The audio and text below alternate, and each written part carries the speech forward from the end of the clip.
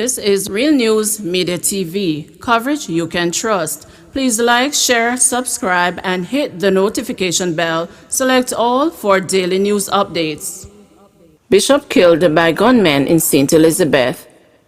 A bishop and spiritual leader was gunned down at his home in Denby Castle District near Jointwood in St. Elizabeth on Wednesday night. The deceased has been identified as Jerome Hilton. He was a bishop at the New Testament Spiritual Church of God International, Elohim True Faith in the parish, according to his Facebook profile. Preliminary reports are that about 8:30 p.m. on Wednesday, Hilton and two other men were at his home when armed men with guns entered the premises. The intruders later opened gunfire, hitting Hilton several times before fleeing the scene. The other two men who were at the house managed to escape unharmed. An alarm was raised and the police were alerted to the incident, and Hilton was found suffering from gunshot wounds. He was later pronounced dead at hospital. The news of his killing has sent shockwaves across the parish and within the wider church community. Several persons took to social media to express disbelief at the chilling development. I want to pay my respect to the passing of my bro, my friend, and Bishop Jerome Hilton. Oh my God, this is so sad, wrote one Facebook user. Added another, oh my God, Bishop Jerome Hilton was my brother and friend. May his soul rest in peace. Another individual shared,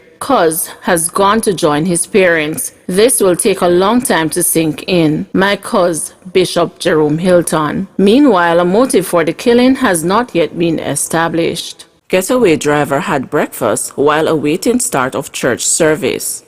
Leon Hines, the man accused of driving the getaway car on January 31 after 51-year-old Andrea Lowe-Garwood was shot multiple times at a church on Market Street in Trelawney, was still digesting the breakfast he had eaten in the moments while awaiting the morning worship at Agape Christian Fellowship to begin. In the facts of the case outlined to the Home Circuit Court in downtown Kingston yesterday morning by a representative from the Office of the Director of Public Prosecutions, Hines, who pleaded guilty to only 2 of the 6 counts on the indictment in which he has been charged, admitted to being the one who rented the motor car on January 29 and to driving it from Montego Bay to the church where Lowe-Garwood was murdered. According to the 23-year-old Hines, who is a storekeeper, he drove the rented car to the church based on a request. He said upon arriving there and learning that the service had not yet begun, he drove elsewhere for food before returning to the church where an unsuspecting Lowe-Garwood was a member. There, he said, he parked in a lane and waited. He said some minutes passed before he heard 5 gunshots coming from the direction of the church, followed by a 6th a while later. After careening away from the church, Hines headed to Rose Heights in Montego Bay.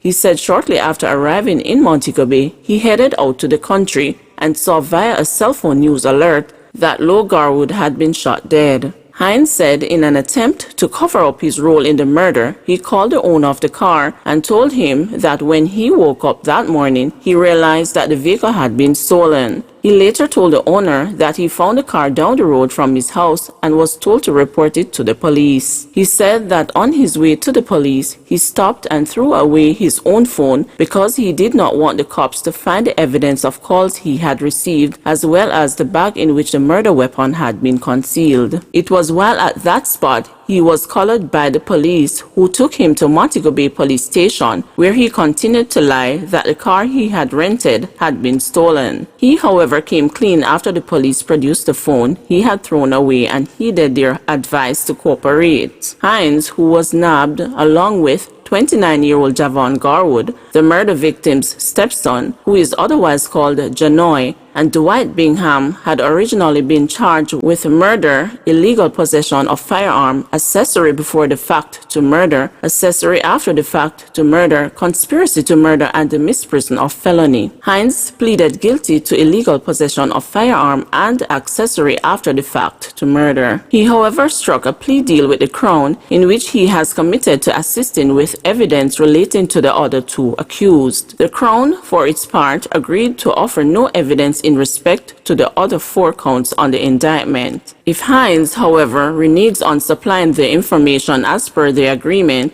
it will be voided and he will stand trial for all the counts. The media, however, have been barred from disclosing details as told to the police regarding the involvement of Garwood and Bingham on the basis that it could prejudice their cases, which are being heard before the Falmouth Parish Court in Trelawney. Journalists were cautioned against reporting anything other than what Hines said in relation to himself in the matter. The court ordered that aspects of his testimony regarding the other two men, their actions, and utterances in relation to the incident should not be reported. Lowe-Garwood, a National Commercial Bank employee, was in a worship session at her church on the Sunday in question when a man who had been posing as a member of the congregation shot her several times in the upper body. She was taken to hospital where she died while undergoing treatment. Hines is to be sentenced on March 12. The court has, in the meantime, requested a social inquiry report and a police antecedent report for him. CISOCA names Augustown man as person of interest.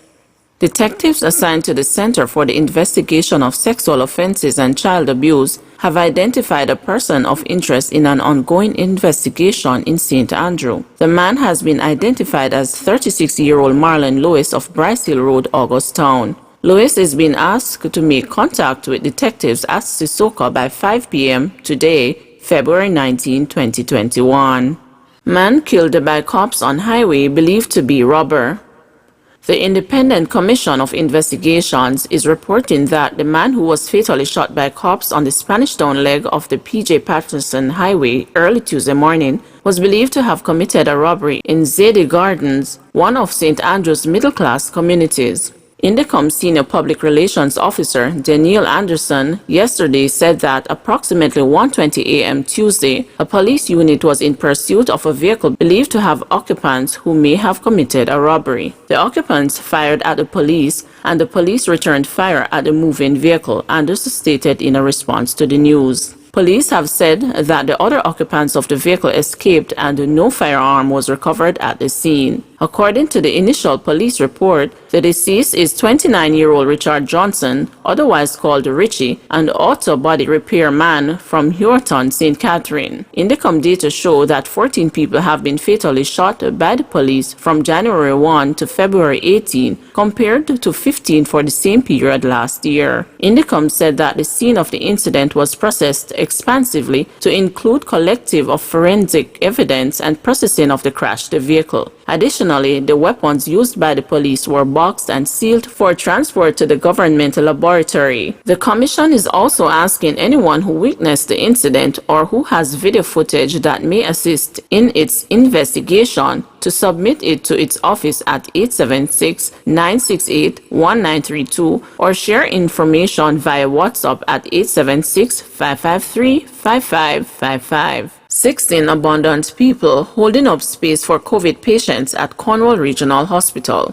Montego Bay St. James Clinical Coordinator at Cornwall Regional Hospital in St. James, Dr. Delroy Frey, says 16 people abandoned by relatives are taking up space on the ward designated for the overflow of COVID-19 patients at the facility. These patients don't need to be in the hospital. We need to get them out, and that's a bigger issue. In fact, we are creating 16 more spaces, and yet we have patients in hospital who don't need to be here. That's one of the issues now we have to be tightening up on, because as the pandemic continues, as you have seen from the numbers, we have to be addressing these issues, Dr. Free said. We create a space down at Falmouth adjacent to the hospital. We create an infirmary type setting, and that is also full. So we have to be juggling with it to deal with the cases. It's a big task, and you can just imagine what it requires in order to monitor all of this situation right here at this point in time, said Dr. Frey. Last week, following a tour of the field hospital at Falmouth in Trelawney, Health Minister Dr. Christopher Tufton stated that individuals who abandon their relatives in public hospitals could soon be prosecuted. We are pursuing the legal option. We want to test the law in court. I can't tell you how it will turn out, but at least it will ventilate the issue, said Tufton. A lawyer has been engaged. These cases are being looked at now, and I anticipate that some filing of some kind will take place. place, where we say to persons who are responsible for their significant other, the place to lodge them if they can't take care of themselves is not in a hospital, the health minister stated. Speaking yesterday during a virtual COVID-19 forum themed Observing the Protocols, facilitated by the St. James Health Department and the Montego Bay Chamber of Commerce and Industry, Dr. Frey argued that some 16 additional bed spaces had to be created at the Cornwall Regional Hospital to facilitate COVID-19 cases on the 7th and 9th floors. So we have expanded that facility to look at another probably 16 cases. The truth is, numbers are increasing, so admission rates are increasing. We have a ward dedicated to just COVID patients, as we were very proactive when this infection started. It has a capacity of 25 and we are housing 29 here now. And as you know, we have a high dependency unit that can house 4, which is like an ICU intensive care unit, Dr. Frey said. He further revealed that the increased numbers have pushed the tally of cases at the Type A facility to 58. Dr. Frey is hoping that the 36 beds expected to come on stream upon the completion of the field hospital on the grounds of Falmouth Hospital to be added to the 25 at Cornwall Regional Hospital will adequately facilitate the admission of COVID-19 patients.